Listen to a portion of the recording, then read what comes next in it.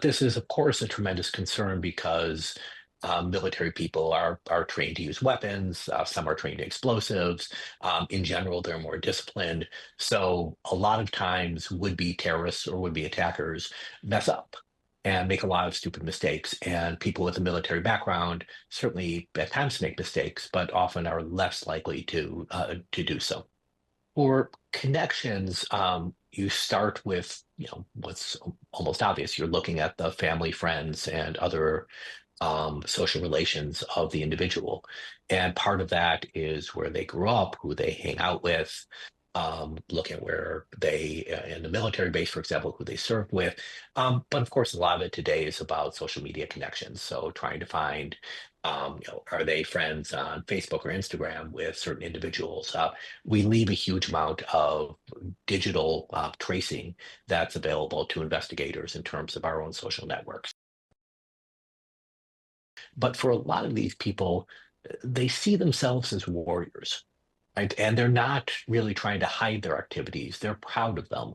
And so they know that they're probably going to die when they do the attack. And so they're going to go forth and they're less concerned about clandestine means. But of course, if an individual is part of a group and the group wants to do multiple attacks, they're going to push the individual to try to minimize the visible connections. On motives, there's a lot of variation in terms of how people express motives. Sometimes people, again, simply talk to friends or connections. Sometimes people leave manifestos or leave notes. People, especially of younger generations, often post a lot of information on social media about what they believe in. But sometimes we simply don't find much information. That violence happens, an individual does something, and we're left to puzzle why. And we can infer based on their actions or a few cryptic words here or there, but often we don't have a full picture.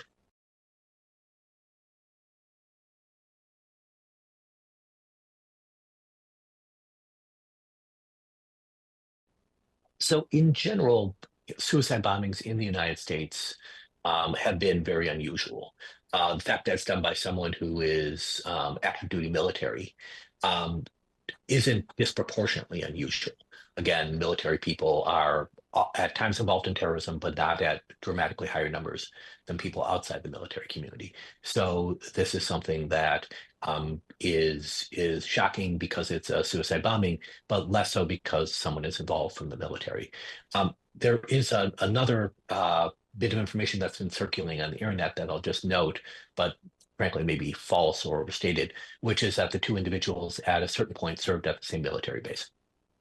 And whether, first of all, these military bases are huge, and it's not shocking that two people in the military would at times be in, you know, certain degrees of separation closer to each other than people outside the military. But that's at least something investigators will be looking at very closely.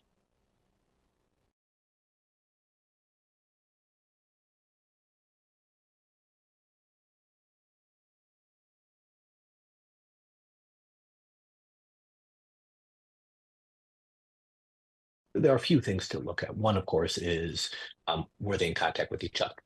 Right? If they were talking to each other, that, again, doesn't necessarily mean that things were planned together, but having a personal connection, of course, dramatically increases the chances that this was coordinated in some way. Related, was there a third party they were both in contact with? Was there someone outside they were coordinating with? Another thing could be some sort of instructions that were sent out to a broader audience to attack on a certain day, and it wasn't necessarily coordinated from on high, but there was some sort of strategic direction. So those would be some of the things that investigators will focus on.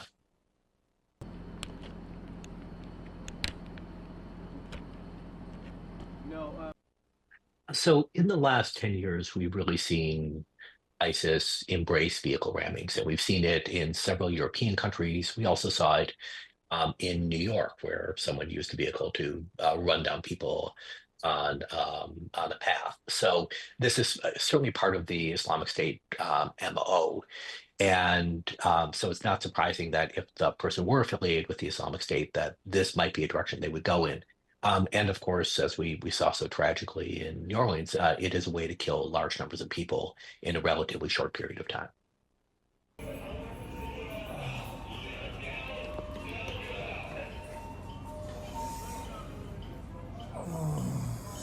Good.